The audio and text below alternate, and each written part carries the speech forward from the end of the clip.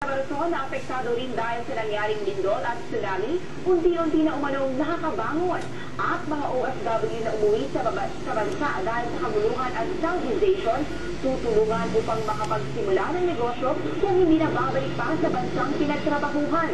Nagpapatrol, Eric Bago. Marso 11, 2011, niyanig ng malakas na lindol na sinabayan pa ng tsunami ang Japan. Dahil dito, apektado ang iba't ibang industriya sa lugar. Pati ang mga bansang tulad ng Pilipinas na may paggawa ng mga materyales na in-export sa nasabing bansa, apektado rin dahil sa kinailangan magbawas ng trabahador at ng produksyon. Ayon sa Philippine Chamber of Commerce and Industry, unti-unti na nakakabawi sa ngayon ang Japan kung kaya unti-unti na rin nakakabalik sa trabaho ang mga natanggal.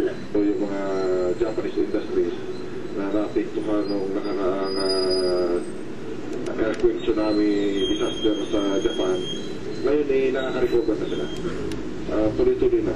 Maganda ang ating ekonomiya sa harapan sa Samantala, ayon naman sa PCCI at DTI, ipapasa ilalim nila sa seminar ang mga OFW na napilitang umuwi ng bansa dahil sa kaguluhan at Southeastation. Tuturuan nila ang mga ito ng mga pwedeng inegosyo. We collaborate with other agencies of the government to give them a return program to help them become entrepreneurs here when they come home. Umaasa naman sila na magpapatuloy ng pagganda ng pagnenegosyo sa bansa. Eric Baldo, Patrol ng Pilipino.